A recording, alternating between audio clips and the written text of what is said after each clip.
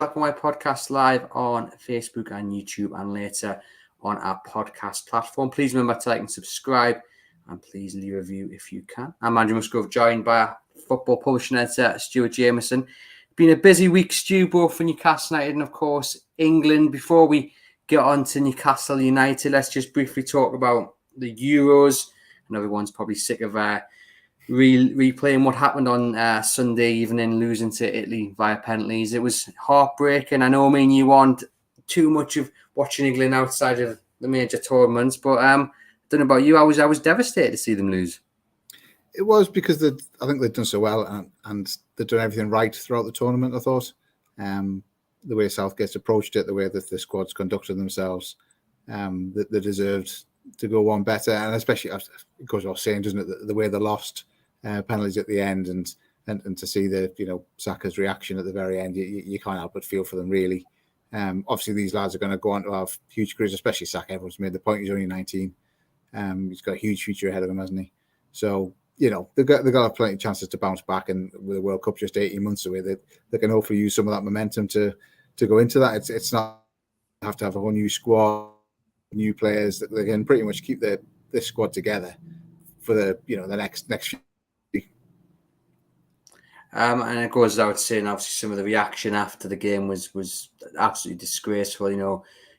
After what we've seen over the last 18 months, lockdown, the pandemic, England gave us hope. They gave us a bit of joy, elation, every emotion that went with it. And to read some of the comments directed at the black players for missing the penalties it's unacceptable. There's no room for racism in society, let alone football, what is meant to be the beautiful game. If we'd won, we would have won together just as we did, just as we lost together. So absolutely disgraceful. And it's good to see, the majority of people coming together and condemning it and sticking up for what's right. And yeah, it's got no place in football. And you're not a football fan if you've responded in the manner that some people have. Absolutely disgraceful. Well, that's right. But as you say, it's not just football, is it? Society as a whole. I think whilst you can't brush under the carpet and ignore it, I think we're also it's been quite heartwarming to see the level of response to it, really. Across the board, which is a positive, I guess, to come out of something which is, as you say, just completely unacceptable. Yeah, most certainly.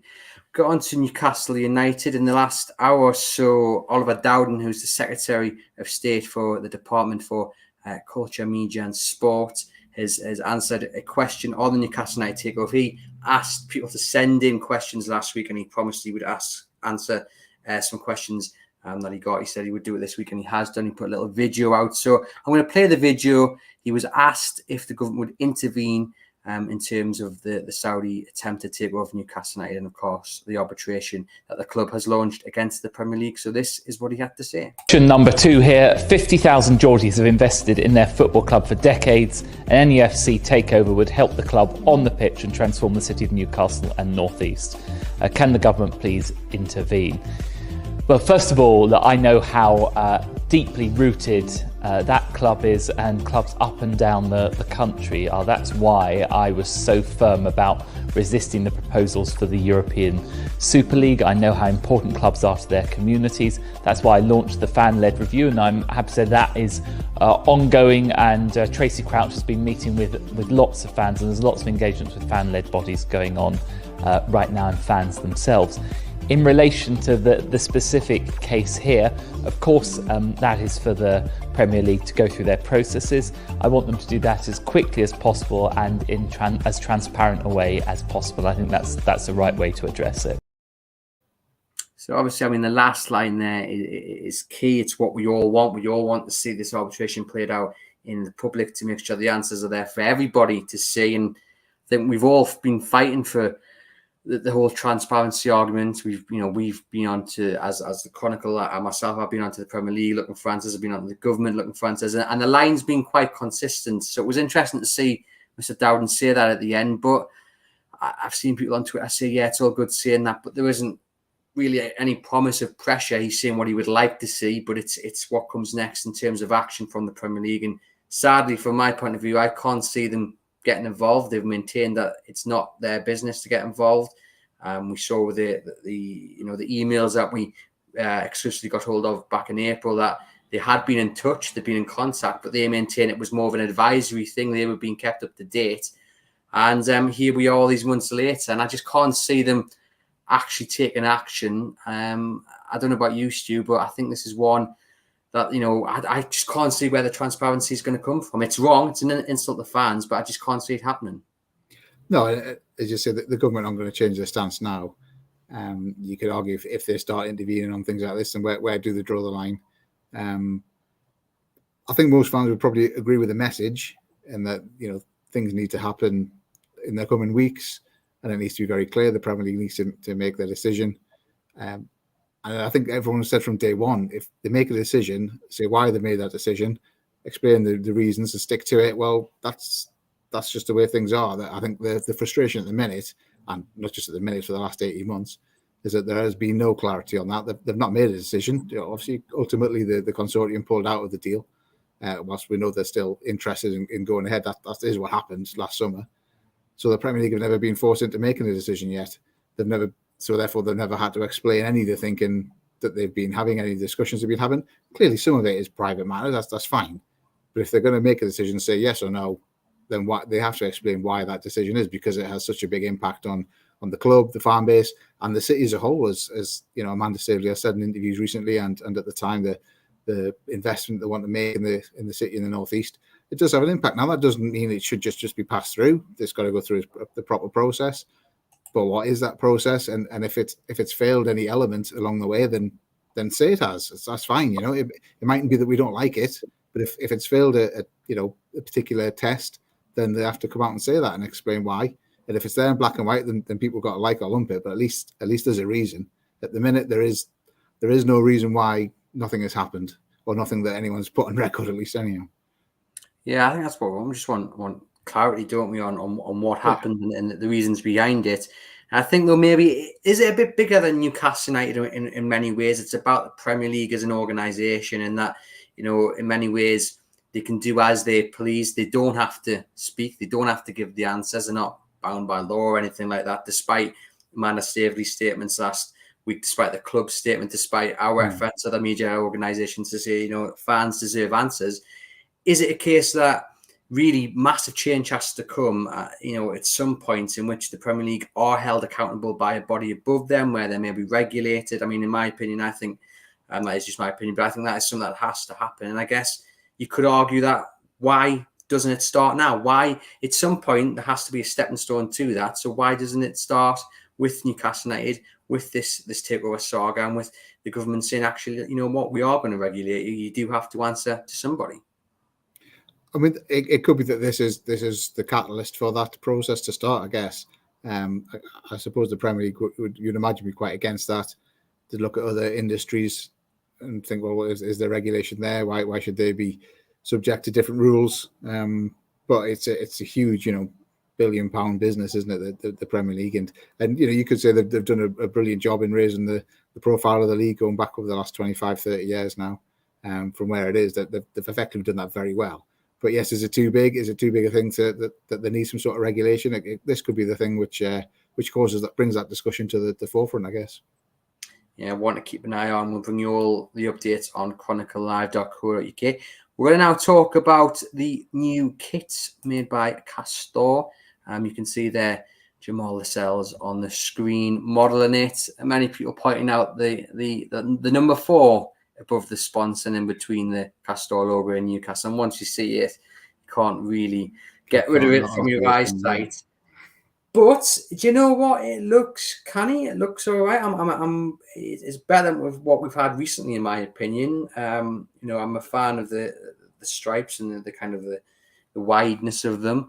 And I'm looking forward to seeing it. The training kit looks good. We've seen Steve Bruce in his waterproofs with the orange Newcastle United badge. I think that looks quite decent. The players are said to be quite impressed with the quality and the style of it. What are you thinking of it, Stu? I quite like it, to be honest with you. I mean, it looks better on Jamal Lascelles there than it'll ever look on me, in all honesty. But I think it looks quite good. I agree. I think the training kit looks really good.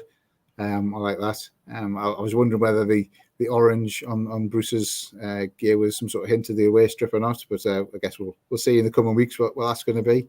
I know they've had orange recently, haven't they? Which was quite a nice kit. So I was just wondering where that was going. But I quite like it. I mean, as I think the kits, if you have a successful season, you always look back at the kits with more fondness than you do for the ones where things don't go well, don't you? So as soon as we start seeing pictures of Callum Wilson celebrating in that kit, I think everyone soon starts to like it. But it looks good to me. I think what a lot of people have said, Castro are going to be really invested in Newcastle. They really want to use Newcastle to push their brand. So I think that can ultimately only be a good thing for the club and the fans. With the club store, I think there's some interesting changes going to happen. Yeah, so it's the Newcastle's kind of their crystal within their portfolio of Premier League sides. Obviously, we've got Wolves partnering with Andy Murray, who's an investor as well in the company, and they've got McLaren. A really good interview, I thought. One of the corners, I think it was Thomas, spoke with Mark Douglas last week, and I thought he came across really well. He's clearly ambitious and he wants to see the club do well, which in turn will help obviously the sales of the shirts and what have you. But bringing jobs to the city as well is another really good way to win favour, especially in this tough economic climate with the COVID and the pandemic and stuff. So that's great to see. Well, they've grown that brand from very little in what is a very competitive industry, I guess, and they managed to create a niche for themselves and seem to be building it. So it sort of shows you what business they're running there. So it should be interesting. Yeah, most certainly. I like the Grandad collar as well. A little nod to the 95-96 shirt. A lot of people saying maybe it would look better in black. I guess you're always going to get those debates, but it looks quite good. It'll be interesting to get the hands on it and just see what it's like. I know the price of it has caused a few interesting debates, but I think across the board, again, I tweeted this out the other day. I think the Premier League need to step in and as they have done with tickets previously, they need to try and bring the cost down of shirts, because I think £165, and if you're buying one for yourself and your two kids, it's through the roof, isn't it? It's quite expensive, but that's unfortunately the way the beautiful game has gone. But it'd be good to see something happen where kits are a bit more affordable for people. Especially when the 10-year-old spills tomato ketchup down it in the first day he's got it. Oh, is that personal experience, Stu? No, but it will be at some stage. Everyone who's got kids will say that. On to transfers then, and we know Newcastle are yet to make a move. And to be fair, only a few teams have done so. I think everyone's expecting in the next week or so for things to ramp up. Obviously the Euros are finished now. Players will be going away. They'll be obviously having a little bit of break before coming back. We'll start with Willock. He wasn't in Arsenal's squad yesterday for their game at Hibernian. They lost 2-1. A lot of people expected him to play. Mikel Arteta was asked afterwards about it. He said that Willock was missing through injury, that he trained really well. He had a little groin issue. And then he did go on to say that he was part of his plans, and for as long as he is here, we'll look to get the most out of him. And it was that little bit which I think gave Newcastle United fans a little bit of hope that, Mikel Arteta's maybe saying the right things to try and up the price. He doesn't want to seem too keen to get him. We know Willock's open to a move back. We know Steve Bruce is keen to have him back. Of course, he has 8 goals in 14 games. He was pivotal to Newcastle surviving. Why wouldn't you want him back? What did you make of Arteta's comments yesterday? Yeah, it's interesting, wasn't it? I think you've hit the nail on the head. He doesn't want to say too much either way, really. He could have been a bit more concrete. If he was a big part of his plans going forward, I think he could have been a bit more concrete with that. It certainly left the door more than ajar for Newcastle or any club for that matter to sort of pursue their interest of him. He wasn't shutting it down, was he? I think it's interesting the players Arsenal have been linked with as well. Obviously, they've been linked with central defenders, but they've been linked with a lot of midfielders. Now, we know how things work in the transfer window. Agents are keen to, get their players' names out and about there. But there are, when you see several midfielders linked, it's because the club want that sort of player, which does suggest that maybe he's not really in his first team plans. It's certainly going to be in his first team squad plans. But if he gets certain players in through the door, then Willock might be the type of player who he thinks, well, certainly for another loan deal. If I was Arsenal, I wouldn't be selling him unless someone came in with a really, really big offer. Because I think he's still young. He's got a huge future ahead of him. They don't need to cash unless they desperately need to cash in on him, which I don't think is the case at Arsenal. But another loan deal could work out for both parties, I guess. There's certainly less pressure on Willock then if he comes on a loan. Or if he came with a big price tag, I would have no qualms about that. I don't think he'd handle it perfectly well. But there is that added pressure, as we've seen before. So I think if he came with another loan deal, that could work. Surely tick the box for everybody, couldn't it? Yeah, no, most certainly. I think the important thing is to get an answer sooner rather than later. So, what the season's about a month away now. Obviously, the preseason kicks off this weekend in terms of the games. York, Harrogate on Sunday, isn't it? And I think they need an answer one way or the other, because if you get to the last couple of weeks of the transfer window and you still haven't got him in, and you still haven't got someone in of his quality, someone who can add the goals, then you are looking at quite a task that not many people will want to do. No, I don't think Lee Charney would be sitting there in the last 2 weeks thinking, okay, now we've got to replace him. That's a task I'm looking forward to doing, because he was immense last year. Without him, Newcastle probably would have been into the Championship, or it would have been a lot closer than it was in the end. And I think they just got to get an answer as soon as possible and then look to move on if they can't get him, because like I said, to wait until the end of the window would be a huge gamble, in my opinion. That's the thing. If they're left hanging, at least if he was to come in late August, then that's a box ticked. But if it's just that jeopardy, if you're left hanging and then things don't happen, then you're left with not very much time to replace it. So that almost Newcastle have to put a deadline onto Arsenal for a decision. We heard Solskjaer yesterday at Man U talking about their youngsters, the proper youth team players, saying it's not going to be till August until he decides on their futures, who's going out on loan and who's going to be part of his squad going forward. Solskjaer won't be alone. A lot of them will be thinking the same thing, and you can understand that from the club's point of view. It's their players; they want to make the best decision for them, which is fair enough. But that doesn't work for Newcastle in Willock's case, does it? Or anyone for that matter. They need them in now. Also, we spoke when the fixtures came out about how they were relatively could have been a certainly harder start of the season for Newcastle. So they're going to need their strongest team available to make sure they take advantage of that. It's certainly not an easy start, is it? So some good teams there. But if you're playing with what is effectively not your strongest team, or what you hope is going to be your strongest team, then that could be some serious opportunities wasted as well. I know it used to drive Rafa Benitez mad, didn't it, buying players after the start of the season. But if you're the buying club, sometimes your hands are tied. It doesn't help with the takeover playing in the background, and Will Mike Ashley spending. And then I've got the pandemic as well, and the effect that's had on a budget. Of course, there could be money in the coffer with people they sell, and we'll get onto them in just a moment. But people in the comments asking about Lazaro now. He was linked back with a move to Newcastle. There was a story by everyone, Lee, right at the end of June, in which Lee wrote that sources close to the player have indicated he is open to a possible comeback to Newcastle United this summer. Today, Benfica have been linked with a move for him. He was one of those which I think many Newcastle fans were frustrated with. We saw a little bit glimpses. We saw the very worst of him in that defeat to Arsenal when he had an absolute nightmare, and then we saw the best of him against Bournemouth when he scored, and he was very, very good, I thought, in that game. Yeah. It would be interesting. I think if you came back, fans would give him a chance. But is he someone who can really set Newcastle's season alight? Would he get into the starting 11 for a start? I'm not too sure about that. He would no, it wouldn't be my starting 11 based on the current squad. So that perhaps says something, doesn't it? Really, I think he didn't get a fair crack of the whip last time. But there was probably, you got to think, well, was there not a reason for that? He must have been not quite doing something in training or whatever. But he showed glimpses when he played.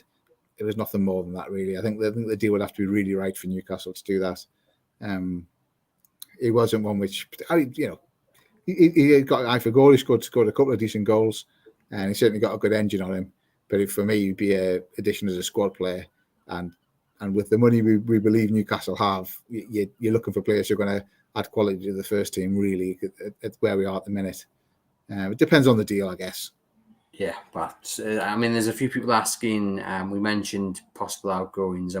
This is one that I would not want to see, and we don't believe Newcastle are looking to do. Is Isaac Hayden? He's been linked to Watford. He's been linked to Southampton. But for me, he just does that dirty work that doesn't get the credit, and he is, for me, a really crucial player to Newcastle. He's now settled. He's got a great attitude. The work he does in the community is absolutely superb. We don't always hear about it. He doesn't shout it from the rooftops, but you don't have to go very far on social media to see what he's done in the last 2 weeks with regarding charitable work, and he's always at the food bank helping out.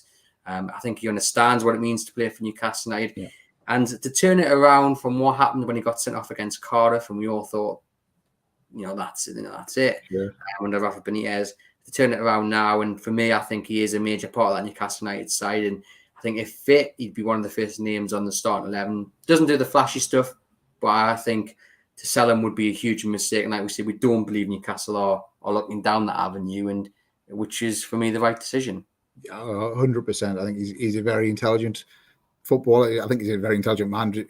Just listen to him talk about football. I think he's someone who really understands the game.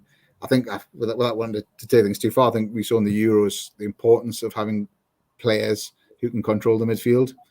And I think Hayden's one of those players. Obviously, there are some in the Premier League who are much better, clearly. But Hayden is a very intelligent midfielder. I think he needs some help in there. I think if they had Hayden and one other in the centre of the park, like a lot of Premier League teams do now, they don't look to attack. They just try and look to control the possession in the middle of the park. Then that allows St. Maximin Almiron, who personally I think is wasted in that deeper midfield role. He works, he gets through a lot of work. He's more than happy to put the tackles in. It's far better having Almiron facing the other way and going forward with the ball. So you say Maximum, you let Wilson, Wilson gets through loads of work, doesn't he? But if he's just able to slightly step away from that, because there are two centre midfielders who can do that job, it allows your fullbacks to get forward a lot more. And I think Hayden definitely is one of those who can do that, no problem at all. So as I say, that the words, and Lee said this yesterday, there's Newcastle I have no intention of getting rid of him, which is great to hear. Because he offers so much for Newcastle. Not necessarily what he does, but what he allows other players to do as well. Yeah, most certainly. And one man who may be leaving is Freddie Woodman. Now Leeds, getting reported by Lee Ryder, put a cash bid down from earlier this month. He appears to have left the York training base where the club are at the moment. He posted on Instagram yesterday a picture of him, what we believe to be him, outside of a coffee shop in Croydon. So that's interesting. We would have expected him to play some part in the two fixtures, of course, playing simultaneously this weekend. So with Bravka still recovering from the Euros, he would have played some part and had a chance to show Steve Bruce exactly why he deserved to be number one. There are a few people, I think, who think he deserves a chance now. 2 years at Swansea, I think he's performed really well there. He's got the accolades that he deserves for the performances. And he will be wanting first team football, and you can understand that. He's 24 now. He's not a young lad, and he really does need to be getting that first team football and getting into the England fold, especially for the World Cup if he gets a run of games. Would you sell him on, or would you try and persuade him to stop and be number two? I mean, with Carl Darlow there, he might not even be number two. Exactly. It's a really difficult job keeping the goalkeepers happy, isn't it? Especially when you've got so many of decent quality like Newcastle have. For me, Dubravka is and should be the number one. Obviously, he's the number one, and I don't see that changing in the near future. So for Woodman, I can completely understand. He's not going to be. He might be on the bench at Newcastle, but there's Darlow. So one of them is going to have to move on. Another loan for Woodman. I mean, it would make sense for Newcastle, but really, they might just get to the time where it's the right thing to do to allow him to move on. They had this decision, I guess, with Fraser Foster and Tim Krul back in quite a few years ago now. And they got stick for letting Fraser Foster go because he obviously went on to do well Southampton and got in the England squad. But ultimately, sometimes you just got to do the right thing for players. Would it be right just to let them sit on the bench? They're not developing their careers at all, not even sitting on the bench at Newcastle. Sometimes you just got to just let them get. If there's a bid comes in which is acceptable, and it would have to be a good bid as well, I think. For someone who I think will go on and have a very good career, there's no question about that. Sometimes it's just the right thing to do. If Darlow is, and I'm sure Darlow's not happy to sit on the bench, but if he's willing to be the number two and take his opportunities, if and when they come along, then Newcastle haven't got a bad setup with Mark Gillespie and the young players able to step in if there was an emergency. Well, it was interesting. I spoke to our colleague down at Leeds this morning about the interest in Woodman because Casilla left because he didn't want to be number two, and their goalkeeper, the young lad in goal, his name completely escapes my mind now, but he has performed really well. So he is their kind of undisputed number one. So Woodman would come in and probably be their number two. So it wouldn't be as if he's going to Leeds and getting first team football with a clear route. So that would be an interesting move and probably not one I can see him doing. I think he would want to go somewhere where he gets first team football. Yeah, I wouldn't want him to see him go and sit on the bench somewhere else. I can understand he's possibly one step closer to the first team somewhere else, but yeah, that would be sure. But the lads, you can understand the lad wanting to play first team football. He's had 2 years of it and done very well as well, hasn't he? So you can't argue with that. So it's a difficult one. I'm not sure there's too many right decisions to that, because no one would want. I think, don't suspect many fans would want to see Dubravka not as Newcastle number 1 next season. It's a task, another task. You just really wouldn't want to be the man making the decisions there, but that's what they're paid the money for. Just looking at some of the players, Stu, that are back in pre-season for Newcastle, you've got the likes of Muto and Lejeune. They are back from their loan spells. What would you do there? Lejeune is probably the one where many people consider him to be Newcastle's best defender, but it's whether he's recovered fully or well enough from that knee surgery. So he might be fit. He played a lot of games last year in La Liga, but it's a different kind of pace over in the Premier League. And I think that's probably one of the decisions that one of the factors Steve Bruce will be considering is his staff, is whether he's up to he's got what it takes now to play in the Premier League because of the injuries he's had previously. Yeah, we know he's got what it takes because he's done it before. But as you say, it's what those 2 serious injuries have had. I think everyone felt 18 months ago now, wasn't it, Christmas 2019 and the new year 2020, when he had to play all those games in such a short space of time, coming back from that second injury. He really felt from him, because you could see him struggling on the pitch, and then that led to mistakes. That Leicester game, certainly that away at Old Trafford, when he just looked to shadow the player, and you think, well, it's not, you don't want to blame the player too much. It's just the circumstances. They came back and I didn't have a great pre-season last year by all accounts. Obviously, most games were behind closed doors. However, he seems to have got his mojo back a little bit in Spain. I certainly think he's an excellent defender and someone I would like to see back in the Newcastle first team. Is he going to do enough to convince Bruce? I think he should be given a chance this year. I don't see why not. I don't think they're going to get a huge amount of money selling him on. So I think we might as well just keep him. We would have to replace him in the squad anyhow. So I think it wouldn't make much sense to me to sell him. And Muto is the other one. He's back. He's improved his English. That was one of the things that I think Rafa Benitez was certainly disappointed with. He couldn't seem to understand the instructions on the pitch. And we saw before he went out on loan the last time at Rich, he was certainly spending a lot of time on the pitch just trying to instruct them. And I don't think Muto was quite following. But we've seen a few interviews. He was asked about the Euro final, and his English has seemingly improved. So hopefully that can help him. It's one of these where in a perfect world you would sell him on and bring someone in of better quality, but then you have to be realistic. And I know this is not what fans are going to want to hear. It's not what we want to be writing or saying. But I think when you consider the budget, you consider the economic climate that clubs are operating in, are Newcastle going to have money to bring in Sergio Willock, bring in maybe the centre-back Steve Bruce wants, bring in another, whatever, and at the same time bring in a striker of good quality? Or do you just say, well, okay, let him make up the squad? He's not a bad player. Okay, he's not going to set the world alight, but do you just take the hit for this season, maybe, or till January, and keep him in the squad? And is another option? It could be. I think where we were talking about Lejeune and said he has shown on the Premier League stage that he's good enough. Not much recently, obviously not last year, of course, because he wasn't there. But when he first came to the club, I'm not sure we've ever really seen that from Muto to suggest that there's a Premier League player in there. As you say, he's got a good touch. His work rate's fine, and it's not as if he misses chances or anything. It's just they just don't happen for him, which is a worry. I think most strikers will say they don't mind missing chances because they know another one's going to come along. But I don't really remember him in many situations where he's missed a chance because he's never really had many situations to score. You're right. They're not going to get a fortune for him. They're not going to get what they paid for him, certainly. So, is it worth? If it was to help them get another deal over the line, then they'd sell him in a heartbeat, I think.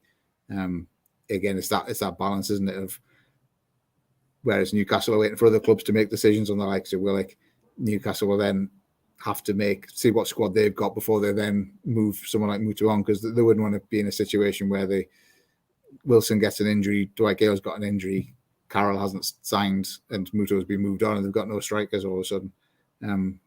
It's just one of those balances of the summer transfer window, I guess. For me, in a really realistic ideal world, which doesn't exist, in an ideal world, I should say that I would move him on. He's not going to be Premier League quality for Newcastle, therefore he shouldn't be in the squad. But that's not really how things work, is it? No, and don't at me with that comment. I mean, I understand it's not what Newcastle United want. I'm just trying to be realistic with what we understand the budget wise, and obviously just dealing with the economic plan and the takeover plan in the background, the never ending saga. We'll end on some positive news though, Stu. I mean, Jacob Murphy signing a new deal. I think that's one everyone could agree with. Federico Fernandez signing a new deal again. Okay, he's 32, but again, I think that's one everyone really wanted to see. Paul Dummett as well, Fabian Schär. Great to see Dwight Gale obviously as well as another one. But I think especially them first two and Paul Dummett as well, they're the three deals I think people really wanted to see. Is Jacob Murphy, in my opinion, earns it. And listening to him speaking, he did a wonderful interview via the club, via Dan King. It was absolutely, it was just a really nice interview. And for a football fan, for a Newcastle United fan, first and foremost, when you watch it, which I recommend you do if you already haven't done, it kind of pulled on the heartstrings a little bit. I know people say it's easy to do that. You're a footballer. That's what, you play it to the fans. You want to tell them what, but I think he's been genuine and sincere. He's a Newcastle United fan at heart. And it was just wonderful he understands what it takes to play for this club and how privileged he is. 100%. And Murphy's someone who has proved me wrong. To be honest with you, I wasn't convinced about him at all. Didn't really see. You saw flashes of what you could do. He used to occasionally beat his man and put a great cross in, but you want to see him do that all the time. I think obviously he's had a slightly adapted role in playing that wing back position. But he's coming in and done excellently, and he's worked hard. He's shown some decent intelligence on the pitch from time to time, which I think is a credit to him. And as you say, enthusiasm. I think we'd all be enthusiastic if we were Premier League footballers, wouldn't we? But you can see it's 100% genuine, and it's just good to see him develop. And I think he's got a big role to play for Newcastle, really do. And I think you're right about the other two as well. Decent, solid players. What we need. That works. It was a no-brainer, essentially, wasn't it? And we'll finish with a question here from Stephen Hollis, who asks, do you think Newcastle will stay up if we don't get players like Willock and instead low-key signs? I mean, it is a lottery, but I do think getting someone in Willock or equivalent to Willock, someone who can help Wilson get the goals, share that burden is absolutely key. And it goes back to what I said at the start. I don't think Newcastle can afford to wait too long, because then you're paying a premium, you're gambling that someone's actually available. You're then probably going to bring in someone of lower quality who has to then fit in. And Willock's already done that. He's already through that stage. He's already stood on the table and sang his song in front of his teammates. It's about, he's already settled in. So he's done the hard part of that. And I think, Willock is the one the club want, the one Bruce wants, but it's whether everything fits into place. Do I think they can stay up? I think they need to add 3 or 4 good players to the side. But again, we'll wait and see, come the end of the window, whether they've done that. Look, they finished the season really strongly last season, didn't they? And we hope they can do that again and they can start in the same fashion. But you just never know with Newcastle United. And I do think it'll probably be another mid-table finish. Hopefully it's not as bad as it was at the turn of the year last season, and fingers crossed it can be a bit more comfortable. I know that's not, again, what we all want as Newcastle, but it's unfortunately the realism of Mike Ashley and Newcastle United. Certainly, the first team, the strongest first team is good enough to stay up, but it's exactly what you said there. Can they stay up? Yeah, 100%, because, they finished 12th last season despite having some dreadful runs of form. They still finished 12th. But can they still be finishing 17th as well, which is just not good enough at all, is it? So yeah, you'd back them too. I don't think the side's coming up going to be particularly strong. You never know. You never know. It's a bit of an unknown quantity. But I think you're 100%. They need to add at least 3 or 4 quality players to the first team in order to sort of think this should hopefully dismiss some relegation worries and just ensure that they don't really go on those runs which see them plummet down the table. We know they're not going to be challenging the top 6. That's fine. On the budget that they've got, it's not fine at all, is it? It's understandable on the budget that they've got. But what they should be doing is not going into matches where you think, well, there's absolutely no hope today. And back in the last season, I know Man City, when they played Man City had other things on their mind, but they gave Man City a game. And all right, they lost. fine. I think most Newcastle fans would be realistic to know that as long as you go out and go toe-to-toe with teams, give them a good match, you're not going to go gung-ho against Man City. Otherwise, you are going to get destroyed. Any team who does that, apart from the very rare occasion. But they defended well. They attacked when they could attacked, and they got a good game. And another day, they could have got a point or a win out of that. But, Man City just do a little bit too good on the day, but that's fine. But you need a couple of quality players in your team to be able to do that. Otherwise, it's just going to be defense backs to the walls. And they showed all last season that doesn't work. You might scrape the odd point, but it doesn't work at all. So hopefully they can do a bit more than survive. But I think the current team is capable of surviving, but not too much more. Yeah, unfortunately not. But fingers crossed we're wrong, and we get some signings as well in the next month. Well, it's not, as you said at the start, it's not as if Newcastle are the only team that have done any transfers. I know Villa were a little bit busier at the start of the window, but that's it essentially, really, isn't it? So it's not as if anyone else is stealing a march on Newcastle. Yeah, I think once the ball starts rolling, we'll it'll be like a domino effect, won't it? Yeah. So you can head over to chroniclelive.co.uk, and of course we'll bring you every development in the transfer window and the takeover saga as well, if and when that drops. Yeah, head over to Chronicle Live, and please remember to like and subscribe through whichever platform you're currently watching or listening. Thanks for